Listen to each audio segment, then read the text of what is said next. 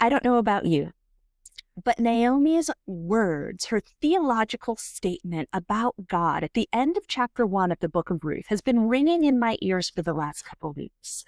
Naomi says, "Why would you call me pleasant? The Lord has afflicted me, and the Almighty has caused evil against me." She is looking at her traumatic situation. She is looking at how her entire life has fallen apart, and she is crushed. She looks at the God who is supposed to be the covenant God of Israel, who has allowed everything to be ripped from her. And she says, "The Lord has a hand in this, and I am no longer pleasant. I am bitter." And she is wrestling with both the theology and the practical applications of what do we do when life falls apart and everything hurts and there is no hope.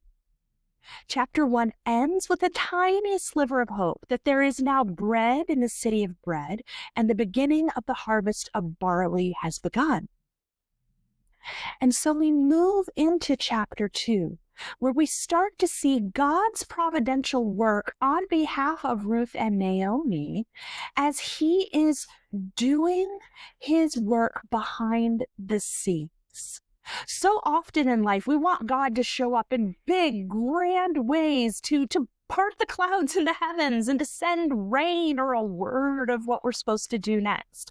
We want him to miraculously heal our loved one. We want him to fix the situations we have going on in life. And so often he doesn't step into our lives in those obvious, tangible, big miracle sort of ways.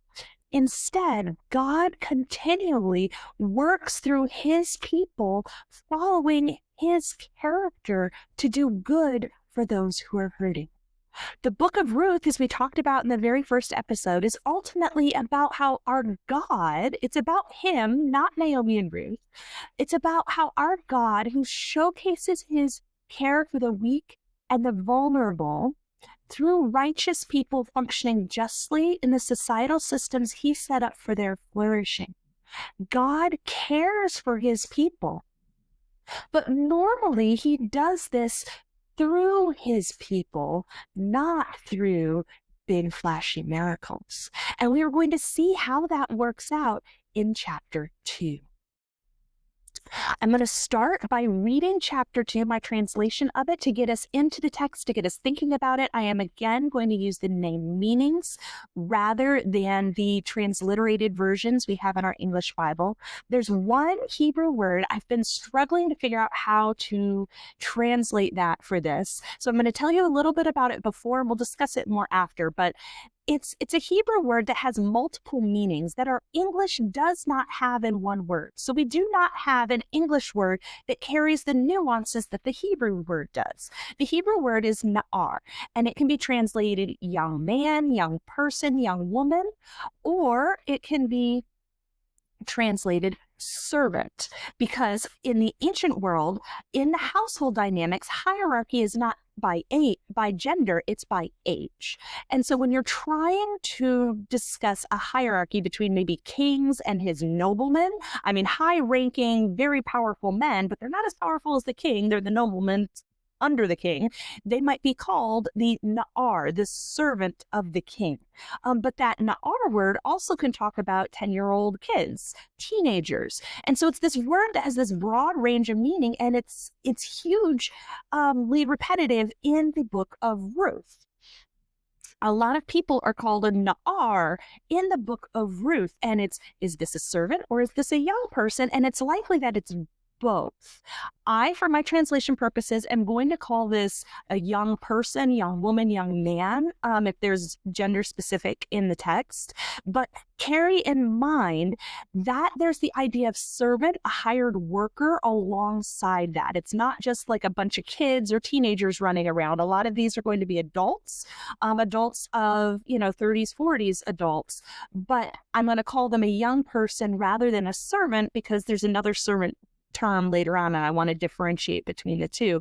But there's also this theme that's going to show up in chapter 3 of young versus old. So there's a lot of these subtle Hebrew things going on that's hard to capture in English, but I'm going to do my best for you. So let's read Ruth chapter 2. In regard to Pleasant, there was a kinsman to her husband, a man of substance from the clan of my goddess king, and his name was Strength. And then refreshing friend, the woman from the land of incest, said to Pleasant, let me go to the field so that I may glean in the ears of grain after whomever I find grace in his eyes. And Pleasant said to her, go, my daughter. And she went, and she came, and she gleaned in the field after the reapers. And then happenstance happened. The part of the field belonged to Strength, who was from the clan of my goddess king. And behold, Strength was coming out of the city of bread. And he said to the reapers, the Lord be with you. And they said to him, may the Lord really bless you.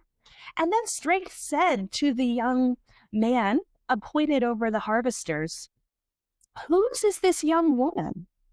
And then the young man appointed over the harvesters answered, and he said, she is a young woman of the land of incest, the one who returned with Pleasant from the fields of incest. And she said, let me glean, let me gather among the sheaves behind the harvesters. And then she came, and she has waited until morning until now, except for just, sitting here in the field. And then Strength said to her refreshing friend, have you not heard, my daughter? You may not go glean in another field, and also you will not pass on from here. And thus you will cling with my young women. Your eyes are in this field which they will harvest, and you will go after them. Have I not commanded my young people not to touch you? And when you thirst, you will go to the vessels, and you will drink from that which the young people have drawn. And she fell on her face, and she bowed herself to the ground, and she said to him, why have I found grace in your eyes that you regard me? For I am a foreigner. And then Strength answered, and he said to her, he really told me all what you've done for your mother-in-law after the death of your husband, that you left your father and your mother in the land of your kindred, and you went to a people who you didn't even know 3 days ago. May the Lord repay your deed, and may your wages be complete from the Lord, the God of Israel, to whom you came for refuge under his wings. And then she said, let me find grace in your eyes, my Lord, for you comforted me. You spoke concerning the heart of your maidservant, and I myself am not even one of your maidservants. And then Strength said to her, at the eating, come here, and eat from this bread, and dip your fragment in the vinegar. So she sat to the side of the reapers, and he held out to her parched grain, and she ate. And she was satisfied, and she had leftovers. Then she rose to glean. And then Strength commanded his young people, saying, even if she gleans in the standing grain, the ones that haven't been chopped down yet, do not shame or rebuke her. You will certainly even draw out from the sheaves and leave for her, and she will glean. Do not rebuke her. And then she gleaned in the field until evening, and then she beat out what she had gleaned, and there was 1 ephah of barley. And then she lifted up, and she entered the city, and she showed her mother-in-law that which she gleaned. And then she brought it out, and she gave to her what she had left over from her plenty. And then her mother-in-law said to her, where did you glean today? And where did you do this? Blessed is he who regarded you. And then she told her mother-in-law that which she did. And she said, the name of the man who I was with today is Strength. Then Pleasant said to her daughter-in-law, blessed be he of the Lord, who did not forsake his goodness to the living and the dead. Then Pleasant said to her, the man is a close relative to us. He is a kinsman redeemer of Boaz. And then Ruth, the Moabitess, the woman from incest. Then beautiful friend, the woman from the land of incest, also said, for he said to me, you will cling with my young people who are mine until they finish all the harvest which is mine. And then Pleasant said to refreshing friend, her daughter-in-law, it is good, my daughter, that you will go with his young women, and then they will not meet you in another field. And so she, beautiful friend, clung to the young women of strength to glean until the finishing of the harvest of barley and the harvest of wheat. And she remained with her mother-in-law. So what we have here, some scholars describe as the beginnings of a betrothal. It's not stated explicitly in the text, but the ancient hearers of this text would have heard familiar themes that they are used to in the betrothal scene in a romance story. We don't have the ending yet, but we are seeing hope sparkling everywhere in this passage. So let's start breaking down what is going on in this passage. Chapter 1 ends with Ruth and Naomi returning to Bethlehem.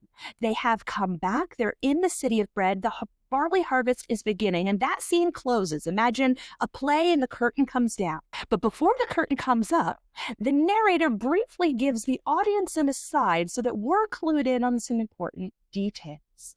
The narrator lets us know that there is a man who's going to be in this next scene, and this man is a Gabor Chayil. That's the Hebrew term.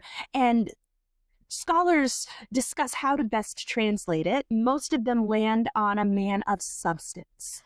Chayil is a very, it's a military term used, and Gabor Chayil is used for mighty men of valor, victorious warriors. We talked a lot about the term Chayil in the Proverbs 31 series. You can go back to that episode. I will link it in the comments, where we talk about Chayil applied to women, which it will be applied to Ruth later on in chapter 3 or 4. But here it's used to describe Boaz. Now remember, this whole book is set in the time of Judges. This is a very tumultuous time. You could have roving bandits come through. You have other nations like Moab and Ammon and the Philistines who are attacking Israel periodically. So Boaz, being a man of substance, a man of standing, he has high honor in the community. He likely also is a strong warrior, though we don't translate it necessarily as a mighty warrior because this is not a military context. And outside of a military context, it means a man of sustenance, a man of wealth, a man of high honor. But all of those things also go with men who were warriors because then they can defend their holdings. So you have a lot wrapped up in this phrase about Boaz. And his name even, it has the implications of strength. So I love the Hebrew because it's just in your face. It's like Boaz shows up with a big Superman symbol on his chest. I wonder who the male hero, main character of this story is going to be. It's probably Boaz. So he is introduced by the narrator that he is there. The audience, the readers of Ruth, need to know about this person and some background. He is related to Elimelech, Naomi's husband, and this is mentioned a couple of times. But Ruth and Naomi may or may not be aware of him or even really thinking about him. There's some scholars that think Ruth chapter 2 was contrived by Naomi, that she remembered Boaz was there and she sent Ruth to his field. I don't think that follows the best flow of the text. I feel like the text points to a lot of things that highlights God's providence more than Naomi's thinking through this situation. So verse 1 in chapter 2 is letting us know Boaz is here, but Ruth and Naomi don't necessarily have that recollection yet. So the curtain ended at the end of chapter 1. Narrator comes out and was like, there's this person named Boaz. You need to know, character highlight. Okay, curtain goes up and we're back with Ruth and Naomi. And then Ruth looks at Naomi and says, let me go glean. So the curtain goes up, and we are back in scene with Ruth and Naomi. And Ruth looks at Naomi and says, "Let me go glean, so that we have something to eat." We do not know Ruth and Naomi's situation at this point.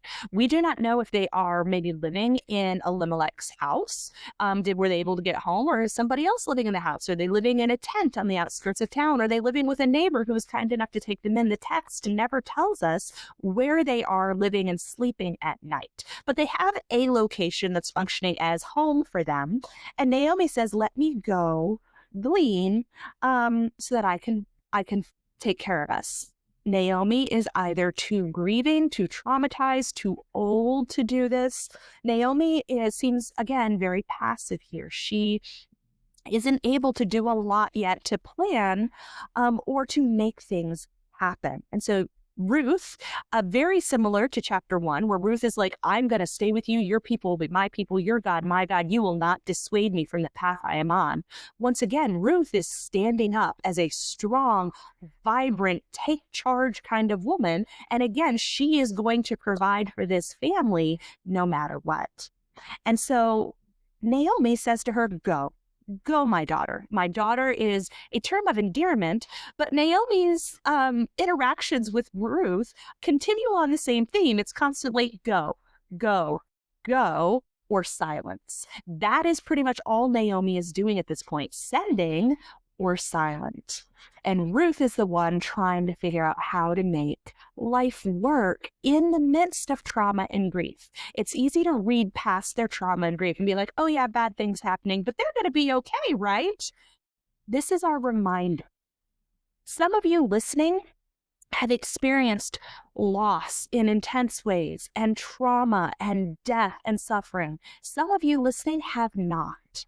And especially for those who have not, it's easy to assume that, "Oh, you seem fine. Your trauma, your suffering, your loss, it's in the past."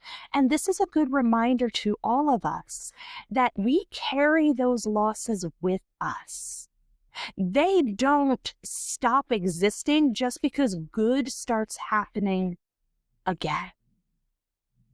Ruth losing her first husband, the pain of that, the loss of that, is not cured when she marries Boaz at the end of the book. That pain is still there. The joy of the new hope and relationship and life coexists with the loss and the pain. And so we see here two separate responses of how do we process pain and traumatic instances. Both of them are very natural. We have Naomi, who kind of just dissociates. She's pulling away from those who are close to her. She's pushing people away. She's shutting down. She's being silent. She's just stumbling home so that she can, I almost imagine her crawling in bed, pulling the covers over her head and just trying to shut out the world. She is in some ways just collapsing inwards on herself. Ruth is taking another approach. She's had equally horrible things happen, but she is, "I'm going to just do the next thing. I need to do the next thing. I need to take care of us. I'm going to work hard, and I'm going to go." She's the mover. She's going to do it. And so neither of those responses are necessarily wrong, and neither of those are right. Times of grief require both at times. But it is also beautiful to see how God provided for Naomi in her collapse with someone like Ruth, who can step up and do what needs to be done for the family. So Ruth goes. She went and she came and she gleaned after the reapers. That just kind of closes up what is going to be happening. And so then a happenstance happened. This, many commentators and scholars say, this is just a glimmer of hope. She chanced and she got lucky, and she happened into the part of the field that belonged to Boaz. This is God's providence. He often works behind the scenes to just kind of subtly direct that we barely even notice. So let's talk about part of the field. What does that mean? She happened to happen upon the part of the field that belonged to Boaz. Let's think about farms for a second. My grandpa had a dairy farm. he's passed away, but when I was a child, he had a dairy farm. And it was your typical kind of American idea of a farm. You have a small little rural town, and then a couple miles outside of the town is my grandpa's farm. And on his land, which I don't know how many acres he had. I'm guessing at least a square mile, but I have no idea. He had a lot.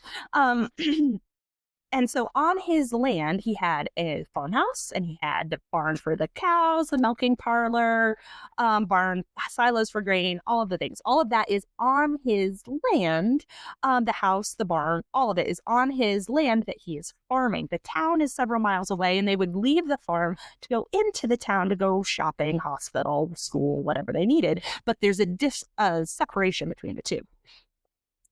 That's not how the agriculture worked in the Old Testament. In the Old Testament, you have the town of Bethlehem, and everybody has their houses in the town of Bethlehem. You don't have your house on your field. Your house is in the town itself. And so everybody lives and stores their grain and does everything in town. The fields are all outside of the town, and they are portioned off by clan, by family, by household, and there's not like big signs saying this is Elimelech's field, and this is Boaz's field, and this is Judah's field, this is Jesse's field. There's no signs. There just may be like a rock or like a little wall or something, and the fields are like right next to each other. So you don't necessarily know whose field is whose or what's going on unless you live there and are familiar. The people who lived in Bethlehem know it's their fields. It's their family's fields. They lived there for generations. But Ruth, just showing up, she's here, we'll find out, like 3 whole days. She doesn't have a clue. So a happenstance happens. She comes out of the town. Maybe a lot of people are leaving the town in the morning. She just kind of jumps in line, follows them.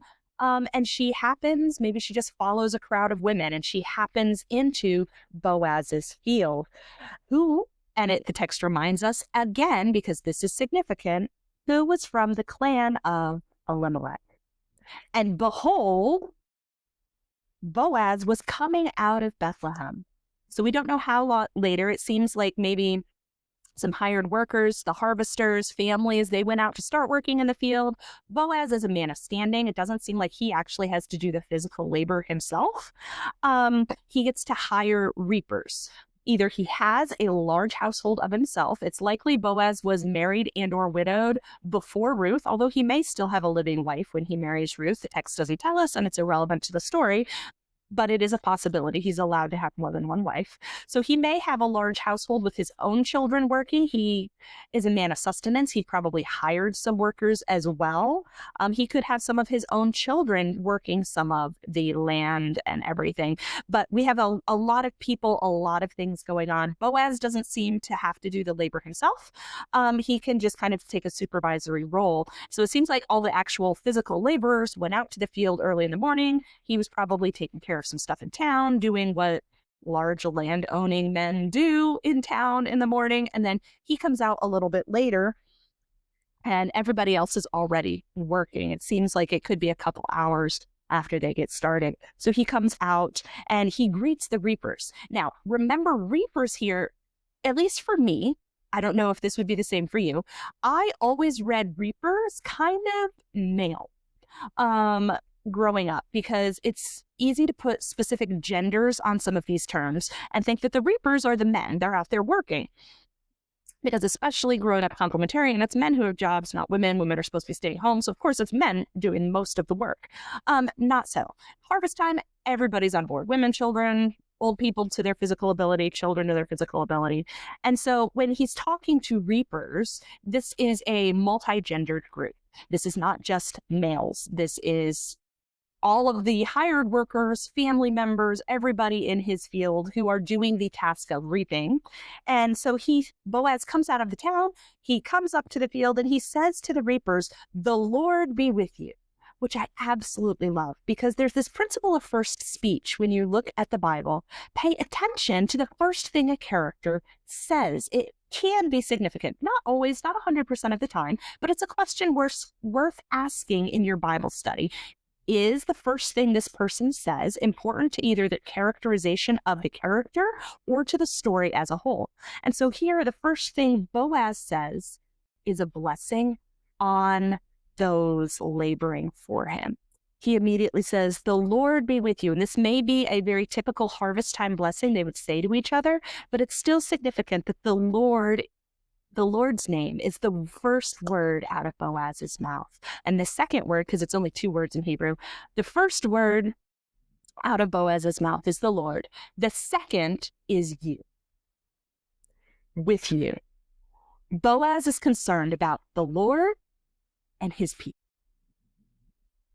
That is as important of a characterization of the essence of who Boaz is as the original description that said he was a mighty man of valor, a man of sustenance, however you want to translate that. Right here, you have a man who is concerned. He has the wealth. He has the privilege. He has the tenacity and the brute strength. He has it all. And his concern is about the Lord and about his people, both God's people and Boaz's people. Boaz is concerned about the other. That is his first speech. He arrives and he says to them, "The Lord be with you." Some people want to take Boaz as an example of manhood, especially when Ruth is read as a romance story. Women are told to find your Boaz, find your Boaz. I wish more men were told to emulate Boaz. I feel like that messaging doesn't get across as often, but Boaz is a man worth emulating. Not because he is a wealthy, honored man, but because he is a man who is concerned about God and about people.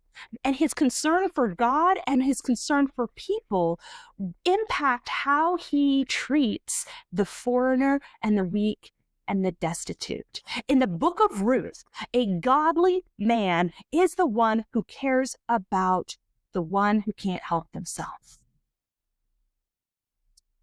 Boaz greets his people with the name of the Lord, and the people respond, "May the Lord really bless you."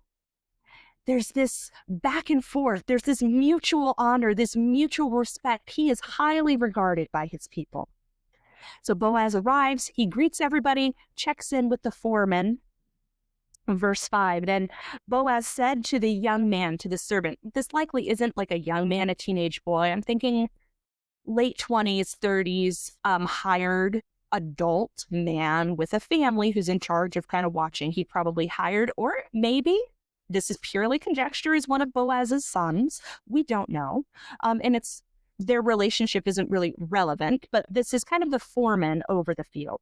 And so Boaz says to the na'ar, it's that word I was talking about, that is it servant, is it young man? It's either both, all of the above. So he's talking to this hired person, male.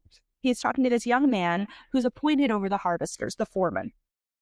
And Boaz immediately says, "Who is that young woman, that female servant over there? Who is that na'ara, that woman?"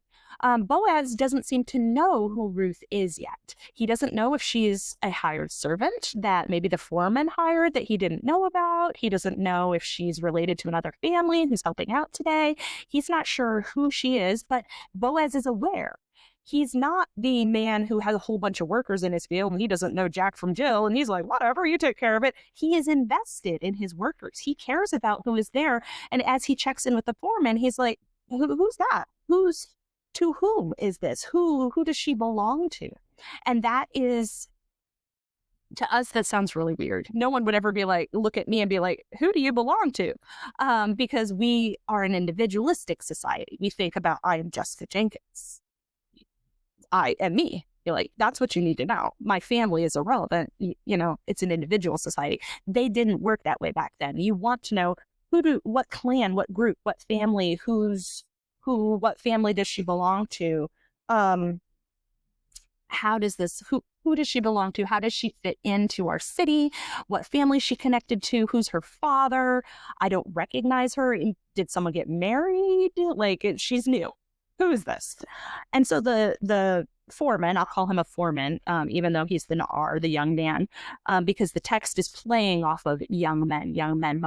Boaz will bring that up in chapter 3. But the foreman replies to Boaz and said, she is the young woman from Moab who returned with pleasant. So that's the family group she belongs to, who she is. But the foreman is emphasizing she's from Moab, who returned with Naomi from Moab. He says it twice. He wants Boaz to get the clue that she is not us. She is them. She is Moabite woman, which, if you recall from our first episode in this series, Moabite women started with incest with Lot. Lot's daughters got pregnant by Lot, their father, and the Moabite people came from them. Moabite people seduced the Israelite men because God would not allow Balaam to curse Israel. So Balaam was like, hey, since I can't curse Israel, have your daughters go seduce the men. Oh, that'll take care of it. So Moab and sexual indiscretion and just, there's a lot of ethnic, racial tension there. And the foreman makes sure Boaz knows that she is a Moabite. And then he relates her request to Boaz, which is a very interesting request. So the foreman says she is a young woman from Moab who came back with Naomi. And she said, this is him reporting what Ruth said. We don't have Ruth's actual term. This is his reporting of it. And then she said, in verse 7, let me glean and let me gather among the sheaves behind the harvesters. So as the foreman reports Ruth's request, it's a very presumptuous, aggressive request. Let's talk about gleaning and harvesting for a minute so that we, in our mostly non-agricultural mindset, can kind of get the feeling of what's going on here. So in the ancient world, you grow wheat and it grows on a long stalk like a piece of grass. And then you take a sickle, which is a long metal blade that kind of curves around. And one group of people would grab a bunch of the wheat or the barley with probably their left hand and then take the sickle with their right and kind of cut it at the base. And then they would wrap a stalk around it, or they would just lay it kind of down as a pile and they'd move through the field. So you have one group doing that. And then you'd have another group of people following along behind them, picking up those piles that the reapers, you have the cutter, I'll call it the cutters. They're all kind of considered reapers, but they have different jobs. So you have the cutters and the binders. So the cutters would go through, they'd cut it all and they'd leave it in piles unbound on the field as they're going through. And then the binders would come through behind them and wrap them all up and put them in more neatly or piles or carry them off the field at that point. And so Ruth, what she's asking here is, let me gather among the piles that the cutters have cut. So she kind of is asking, at least according to the foreman, to be right there in the middle of it all. Normally gleaners wait till like a section of the field's a little more done and they just come along and pick up what is left.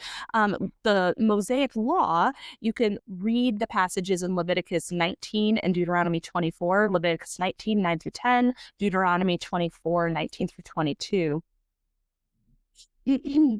God commands Israel in the Mosaic law, Leviticus 19, when you reap the harvest of your land, do not reap the very edges of the field or gather the gleanings of your harvest. Inevitably, as you're cutting and binding, stuff's going to fall. Don't pick it up. If it falls while you're working, you have to leave it there. Don't go over your vineyard a second time. Leave it for the poor and the foreigner. Deuteronomy 24 says basically the same thing. When you're harvesting your field and you overlook a sheaf, don't go back and get it. Leave it for the foreigner. And so typically the gleaners would come after and pick up whatever is left. Ruth is asking, let me kind of get in among the sheaves. Like, I'm not necessarily going to pick from the piles, but there will be more kind of left on the ground between the piles because the binders haven't got there to gather yet. And I want to be right behind the harvesters. I want to be like right there. So I get the first gleanings. And this is kind of an audacious, especially for a Moabite request. She's not an Israelite widow asking this. She's a Moabite coming in and asking this. And it's a very audacious request. Gender, let's talk gender and gleaning briefly. We do not know. A lot of commentators assume that it would be men who would be the cutters and women would be the binders. We do not know that for sure. From what I can tell, the Bible doesn't tell us who would do which task. In the ancient world, they typically would divide the harvest tasks by gender just because it's easy. And again, in household command structure, the matriarchs over the women, the patriarchs over the men. So it makes sense to kind of have him over the guys doing what they're doing, the matriarch over the women doing what they're doing. It just divides things and makes it easier to manage in large group scenarios. Of course, here we also have 4 men and hired hands, and it's a very large picture, not just a small family field. But they typically would divide the cutting and the binding by gender. Now, we don't know for sure which gender did which task. Most commentators assume men did the cutting and women did the binding, which may be accurate. Carol Myers, when she was looking ethnographically at that region of the world, in one place, it was the men who would cut and the women would bind. In another place, it was the women who would cut and the men would bind. And then in a third place, they would take turns. The men would do some of the cutting and the women some of the binding, and then they would flip-flop. So they definitely segregated by gender to do the work. You didn't have men and women cutting together and men and women binding together. They separated, but which gender did which task was fluid across that region of the world. So we don't know. When I looked, I found an image from Egypt that showed men cutting and women binding. But also, if you look at some of those images from the Egyptian tombs, it looks like a ceremonial cutting and binding because they're wearing like the Egyptian equivalent of a tuxedo and ball gown to do that. And you're not going to wear a tuxedo and ball gown while you're doing field work. So it may be ceremonial as much as anything else. But as we're trying to picture this scene in our mind, it may be that the men are cutting and the women are coming behind and binding. And Ruth is saying, I want to be right there with your women binding, picking up, not from your necessarily piles, but right between the piles, because that's where the absolute best is going to be. And so the foreman relays this request to Boaz and then notes that Ruth has came and she has waited since the morning until now. Typically, I thought growing up that Ruth came and had been gleaning all morning, but it sounds like from the commentators I've been reading who really dug into the language more deeply than I had a chance to, that she was actually standing and waiting until Boaz arrived. She came first thing in the morning and asked the foreman, can I do this? And he either didn't want to, didn't have the authority, and he refused or couldn't grant her permission. So she has been standing there waiting until Boaz arrives, which may also be why he noticed her, because she's not working. She's just standing there. And he's like, who's that? And the guy's like, oh, does she have a request for you? Listen to what she asked. She's a Moabite and she wants to glean. Okay. Yeah, but she doesn't want to just glean. She wants to like get in there right next to the harvesters to get the absolute best. What do we think about this situation? So Boaz takes over and he goes and talks to Ruth. This is not necessarily unusual. I mean, it might be a little bit. He didn't send the foreman back to give her an answer. He went and did it himself, which for a high-ranking man like that to talk to somebody maybe. But I don't want us to consider that a man talking to a woman is necessarily unusual, especially in a small town situation. It may be unusual for a high-ranking person to go out of their way to talk to a very low-ranking person. But gender-wise, this is not an Islamic world where women have to be veiled and hidden away and can't talk to men outside their family. In the Old Testament, women could talk to men. Not a problem. It may be a man of high honor, may not really associate with the low honor shamed classes, the really poor, though they were supposed to take care of them. But across gender lines, this isn't necessarily weird, horribly weird. And And then, so Boaz goes and talks to Ruth, and he says, have you not heard, my daughter? This is just kind of a Hebrew phrase to be like, I'm going to say something important. And then my daughter is the same phrase Naomi used. It's likely that Boaz is about the same age as Naomi. He's talking to Ruth using the same manners of speech that Naomi does, indicating there's a pretty big age gap there, which again gets us into that pull on old and young throughout the book of Ruth. And so Boaz says, have you not heard, my daughter? There's an affection here, and a strong affirmation of who she is. He says, have you not heard? You may not go glean in another field, because she's probably like, oh no, the foreman said my request. Now the big boss is coming over here. Am I going to get kicked out? Like, I imagine Ruth, she's standing there. She's been waiting for a couple hours to the point where the foreman's like, she's practically made this field her home. Like, she won't leave. I've been ignoring her, hoping she would go, and she hasn't, because he may not have the ability to grant her request. So by ignoring her, maybe he's hoping she'll take her Moabiteness away from all of his young men and leave. But she didn't. And so the foreman's like, she's still here. She's made this field her home, waiting.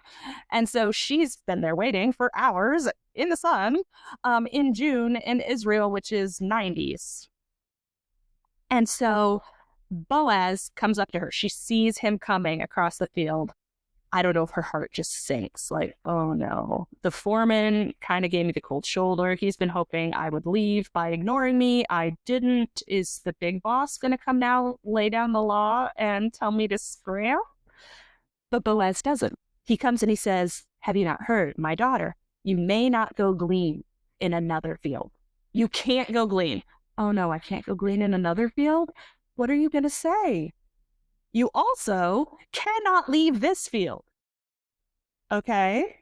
Stay with my young women, with my female hired hands, my female servants. Stay, cling to them, stay here. You keep your eyes in this field where they're harvesting and go after them. Have I not commanded my young people, my hired hands, my servants, those working for me, have I not commanded them not to touch you?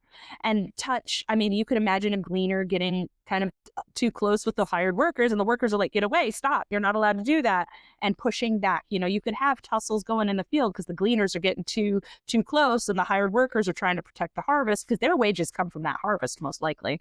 It may be that they got paid in grain, not in money. And so they're trying to protect their wages. They're trying to protect the harvest. The gleaners are starving. They just want food. And I imagine tussles could come out. And Boaz is like, I've told them not to touch you. No one can touch you. And I've commanded them not to touch you. Men, women, they're not allowed to rebuke you, touch you. You can go right alongside with my young women. We'll imagine, for sake of arguments, that they're binding. You can hang like right behind the women who are binding. Go after them, right after them. You get like first picks of all the gleaning. You're right there next to my hired hands. You are practically in the hired hand circle. I am placing you strategically there. I've commanded none of my people to touch you or push you away or send you away. And when you thirst, go to the vessels and drink from that which the young people will draw. So the servants, we don't know if it was the men or the women, but they would draw water, and she's allowed to go drink from that. She's probably been standing there. Maybe she brought a little water from Bethlehem, drew it before she came. It's probably gone. She's just been standing in the sun all day, maybe some shade. But she's allowed to drink from what the hired hands are allowed to drink. The rest of the gleaners may not be, but she's given this special privilege. And so Ruth falls on the ground. She bows herself to the ground in a way to honor Boaz. And she says to him, why have I found grace in your eyes? Because I'm a foreigner. She brings up what the foreman had mentioned, that she's a foreigner. She's nobody. She's shamed. She's nothing. And he is giving her this exceptional grace. He's not only granting her request, he's going above and beyond her request. And she recognizes that. She recognizes that what she said to Naomi at the beginning of the chapter may I find favor in the eyes of someone she has found. And she says, why? Why have I found favor in your eyes? I know who I am. And he replies, and he said, I have been told, we don't know who told him. Evidently, as soon as the foreman said, oh, that's the Moabitess. Oh, that's the Moabitess. Boaz has heard enough of the whisperings of town. He probably has a lengthy household. There's women in a large household. There's women in his household who know the gossip. He's heard it. So he knows, oh, that's Naomi's Moabitess. Okay. And he tells her what he's been told about her. I've been told everything you did, how you've taken care of your mother and how you've left your people to honor your mother-in-law, to fulfill your family obligations to your mother-in-law. And you've only been here 3 days and now you're out working.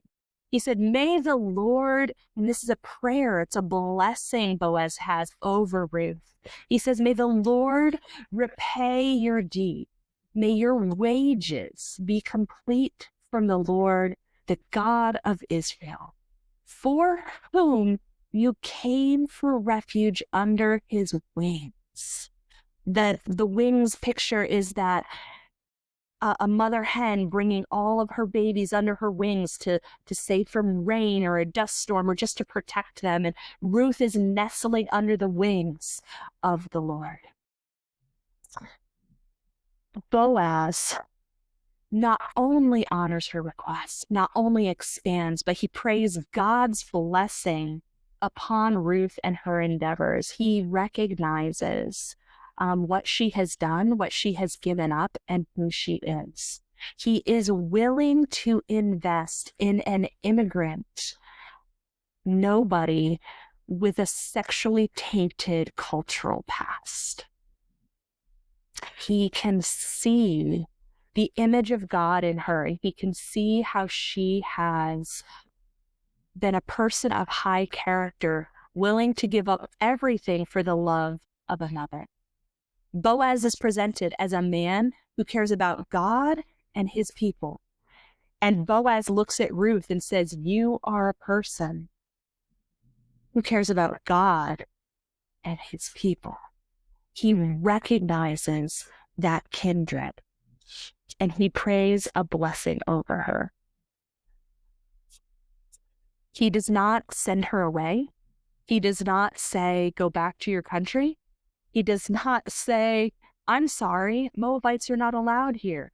I'm sorry, did you come here legally? I'm sorry, there are better ways to do this than to just show up in my field. No. He says, welcome. Come, the Lord brought you here. I recognize that. I recognize that you were responding to God. God providentially moving people through a myriad of painful, tough, ridiculous, horrible, traumatic circumstances. God providentially moves people from country to country. And a man of God recognizes God's work moving people from place to place. And he recognizes his responsibility to step in and care for those people, not send them away. We also don't know how many of those hired hands working in Boaz's field. It's easy to think those hired hands, he has a lot of wealth. He doesn't want to do the work. He'll just hire people. Maybe. Or maybe this is a land recovering from famine that Elimelech fled from. And Boaz is saying, I will sacrificially hire people who did not weather the famine as well as I did so that they can make ends meet. How many of these hired workers that Boaz has have nothing because of the famine? What they have is what Boaz is offering them, which would be another reason why they might give Ruth a hard time, because she's competition. But Boaz is not going to let that happen. She falls on her face and says, let me find grace, for you comforted me. You spoke concerning the heart of your maidservant. She uses a different term here. This isn't the na'ar term that's young person or servant. This is a technical term usually used for like the house servant of the matriarch in the household. Hagar was considered this kind of servant. So Ruth is debasing herself. She's saying, you spoke concerning my heart. She's like, Ruth acknowledges that Boaz is offering her comfort. And here, comfort has three important parts. As we're dealing with people who have experienced trauma, as we're dealing with people who are suffering, as we're dealing with people in hard situations, there can be more, but there's at least three parts to offering comfort. One, seeing. She said, you spoke concerning my heart, which means he saw her heart. Boaz saw. He recognized who she is. She's an image bearer of God, what she has done. And then he offers practical help. He goes beyond her requests. What would it be like if in our lives and in our churches, we looked at immigrants, we looked at those with loss, with trauma, and first we took a moment to see their hearts. Who are they? Why are they here? What have they suffered? We look to see their situation and their heart. We need to see them for who they are, not an assumption, not a caricaturization, but to really see the image bearers before us.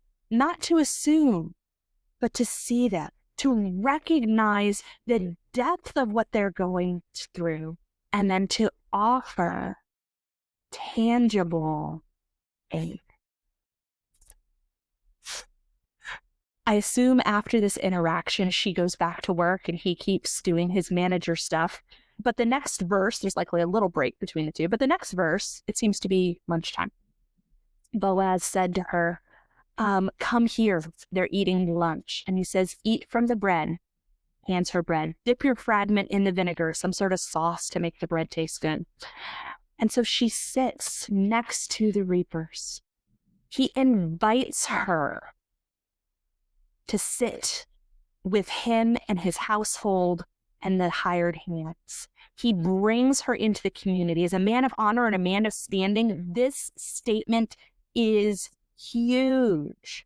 This isn't just providing for a meal. This is Boaz telling everybody.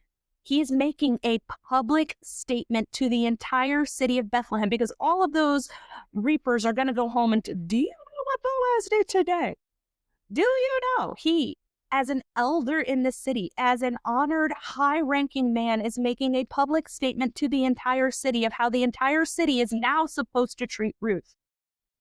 Boaz single-handedly is changing her status in the city. Okay? He invites her to sit, and then he hands her food. Eating in these cultures together is sacred. It forms bonds, and he invites her in. This is such a beautiful reflection of God's heart, and it immediately makes me think of Jesus and the Syrophoenician woman. You can listen to that episode. Jesus and the woman with the issue of blood, so many miracles Jesus did where he didn't just heal the woman or her daughter. In his healing, he orchestrated it in such a way to not only deal with the physical ailment, but to fix the community relationships so that this woman who was ostracized and on the edge of her community is now a hero to her community. A woman who was shamed and nothing is now elevated and honored by her community because of Jesus' actions, because of the way he healed. The woman with the issue of blood, he didn't have to call her front and center and be like, who touched me? And have her tell her story and share. He knew. He's God. He did it so that everybody else would see, recognize that she is healed, recognize how she got healed, give her honor for her faith, restore her to her community, and grant her some celebrity status. That is how Jesus treats weak, wounded, traumatized women. That is how Boaz treats Ruth. That is how we should work to treat those around us who are hurting, because we work as the people of God to reflect God's heart for the weak, the vulnerable, the traumatized, the immigrant, the foreigner. So they're at this meal. She's sitting, probably wondering, why am I sitting with I'm sitting with Boaz's family. I'm sitting with the hired reapers. Oh my goodness. I can't believe. And he hands her food, and it seems like he's been handing her enough food. She can't even eat it. Who knows when she had her last full meal? But Ruth is satisfied. She is full, and she has leftovers. She's like, I need it to go back.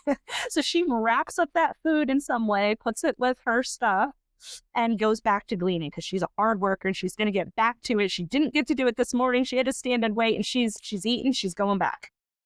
Seems like she gets up and leaves, and Boaz turns to everybody still eating. And he says, hey, even if she goes into the standing grain that you haven't cut down yet and starts just grabbing handfuls, leave her alone. Do not shame her. Also, so that's for the cutters. If she's in your way, pulling grain that you haven't cut yet, leave her alone.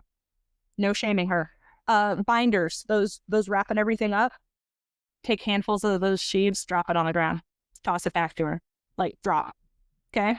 Both the cutters, men, women, both of you, all of y'all, no shaming her. Make sure she is stuff to pick up. Do it subtly, but make sure. Do not rebuke her. And so in this beautiful situation that somebody purposely created for her, as he followed the heart of God towards needy people, she gleans until evening. And then she beats out. This does not negate Ruth's hard work. She is working hard because she is able-bodied. Naomi may not be. Naomi is not working. Keep that in mind. It's easy, especially in our American exceptionalism, individualism, to be like, well, this is an example of not welfare, but workfare. She had to work. Yes, she did, but Naomi couldn't. Somebody had to work on her behalf, provide for her. And Naomi is just as worthy of receiving benefit as Ruth, who had the physical ability and tenacity to get out there and do the labor.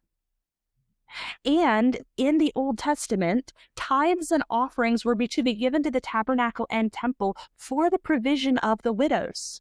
Not so that they just went out to earn, but so that they could just get because they had need, not because they worked. So Ruth, she works hard. She beats out everything she gleans. And there was 1 ephah of barley. Looking this up, it's anywhere from 30 to 50 pounds, probably closer to 30, 35, 40. And this could be 2 to 3 weeks worth of food. In Mari, which is a city in Syria, they have some records. And a day laborer in Mari, a male day laborer in Mari, would get 1 to 2 pounds of grain a day. A female day laborer in Mari would get half a pound to a pound of grain a day as their daily rations. So let's say Naomi and Ruth need to eat half a pound to a pound of food a day. Ruth brings home, we'll say 30 pounds. So if they are eating 1.5 pounds between the two of them a day, this would last them about 2 weeks. But she's gotten 2 weeks worth of food in 1 day. And the harvest is going to keep going on for a bit of time. So it's hopeful that they might get enough to last them a while. So she binds up all her grain in a cloak or something, ties it up in some sort of bundle, and she carries it back home. She enters the city and she shows her mother-in-law that which she gleaned.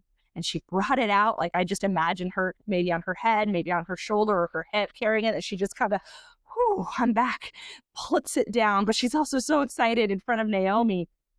And she also brings out the leftovers from her lunch. Like, here, have a meal. Like, I have all the raw grain that hasn't been cooked, but I also have like legit leftover food from my lunch. So eat that. She brings that home for Naomi to eat. And she gives to her that which she had left over from her plenty. And her mother-in-law said to her, and you just feel the shock and surprise here, where did you glean today?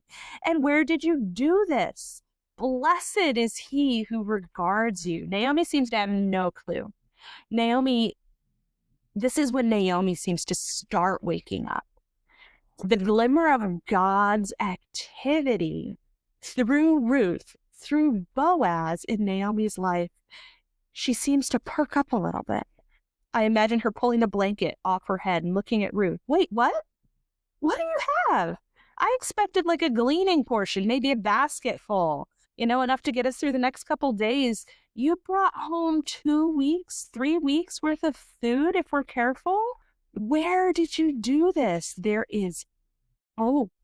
For the first time in the book of Ruth, we see Naomi almost able to hope that God might be doing something on her behalf, not just against her, not just allowing the world to crumble, but that God might care.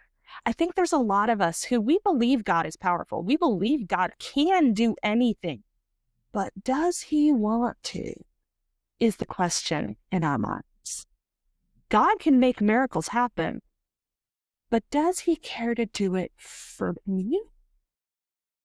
Will he help me? Because I've suffered enough that I'm not sure. My life fell apart. I'm not sure he's going to actually do anything about that. Sure, over there for Miss Sarah Smith, he's going to do great things for some reason. She got divine grace and her life's just trucking along awesome, but I'm not sure he's going to actually give any of that to me. Because what I've experienced says he's sending affliction and evil my way. But sometimes it's helpful to see that glimmer of hope, to see God's people step up and do what they're supposed to do, to see God cares, God is moving. And I want to take this moment for those of us who are in that boat of, is God going to do anything for me? It is okay to pray like the psalmist does and say, show me your grace in the land of the living. For what good does it do me, O God, if I suffer to the point of death and go to the grave? That does not honor you. I need you to act. It is okay to pray like that. The psalmist does. It is okay to act like Naomi and Job and be like, Lord, you have allowed these horrible circumstances. Death, abandonment, abuse are horrible circumstances. They are not what God designed in his beautiful creation. They are not what God desires for his people. It is okay to look at God and say, this is not your design for creation. You have promised to care for your people in both the Old Testament and the New Testament. Are you going to show up? It is okay to be that bold. I think sometimes in our Christian culture, we're taught, rejoice always. Don't be sad. God, all things work together for good. And we're not given permission to look God in the face and hold him to his word. But if we look at the prayers, especially in the Old Testament, they are full of that. They are full of, God, you said this. I expect you to follow through. Naomi has hope because she's seeing God at work through Ruth's faith, not through Naomi's faith. I want you to hear that as well. I am not preaching a prosperity gospel, whereas if you obey and you pray the right things, God will act. We have no guarantee. We don't know God's plan. I am giving you permission to pray bold prayers and hold God to his word and say, you said that I was more valuable than the sparrows, that not a sparrow falls without you noticing. Do you see me? You said you clothe the lilies of the field, that you feed the birds of the air. Are you going to feed me? Are you going to clothe me? You said, if I seek first your kingdom and your righteousness, all this will be added to you. Are you going to add it on this side of death? Because you are the God who keeps your word. The entire Bible is predicated on you keeping your word. So I am not, my dear audience, telling you that if you pray the right thing, God will answer in the way you hope. I am telling you, you have permission, you have permission to pray bold prayers to the God who sees and who cares. But I also want you to note that sometimes when we are broken and we are weary and we are weak, we need somebody who has stronger faith in that moment to step up and do the thing for us that we can't do. Ruth stepped up and did it. Naomi didn't have it in her. Did God care about Naomi less because she didn't have it in her to have hope? Because she was collapsed under the weight of trauma and grief? No, God didn't care about her less. God's not mad at Naomi. God feeds Naomi through Ruth's faith and Boaz's obedience.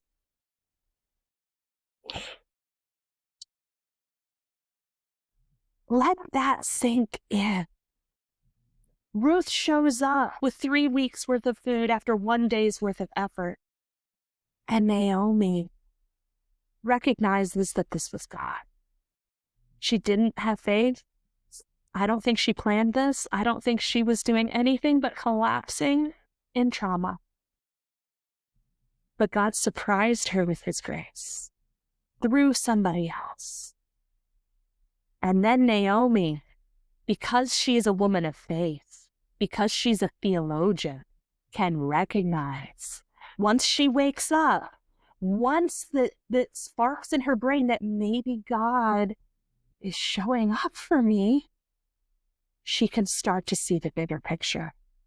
Naomi says, "Blessed be he of the Lord who did not forsake his goodness to the living and the dead." And then Naomi recognizes, because this man is a close relative. You see what God is doing. She can recognize it. She's not a woman of shallow means, of faith, of shallow.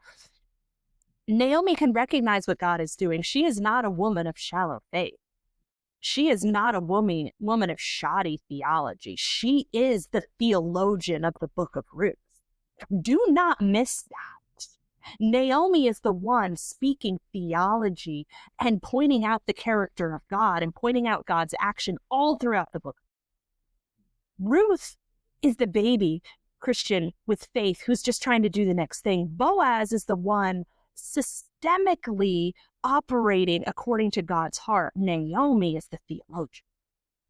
She recognizes God is not forsaking the living or the dead because Boaz is a close relative and he is a kinsman redeemer, a goel.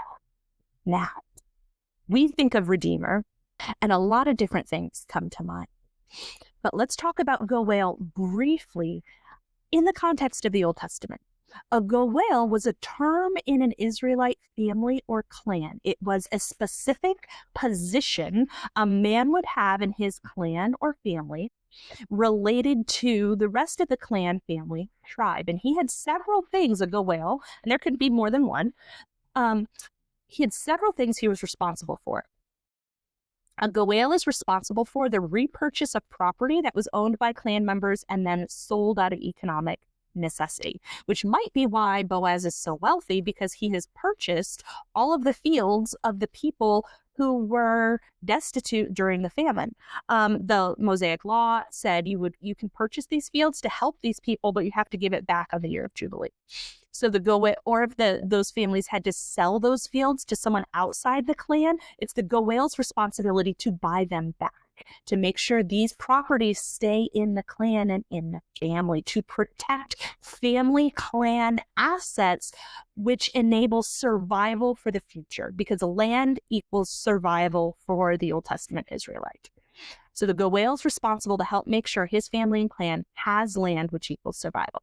Secondly, he's also responsible to financially redeem relatives whose poverty had forced them to sell themselves or their children into slavery. He's the one who says, I'm going to go buy them back out of debt, servitude, debt, slavery. I'm going to come buy them back. That's the goel's job. The goel also had the duty to physically avenge the killing of a relative. They didn't have kings or laws necessarily.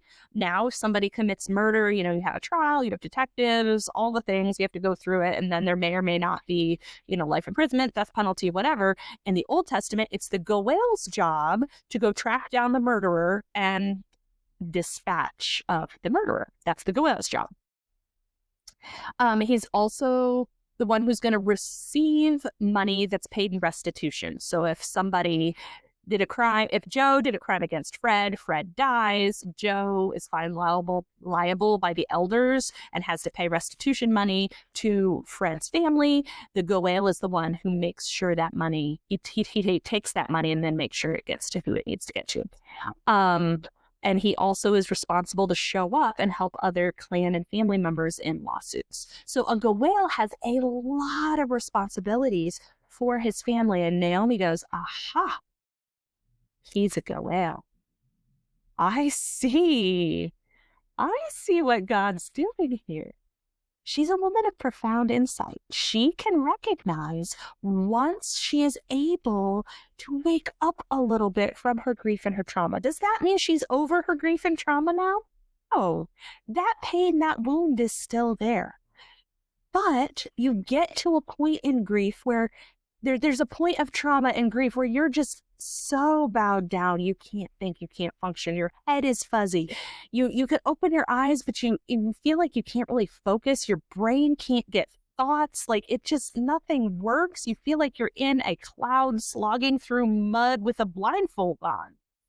And you can be the smartest, brightest, most intellectual person in the world with the best theology and the greatest of faith. But when you're there, it doesn't matter. You can't see squat. You can't do anything. And you're just like, I can't function.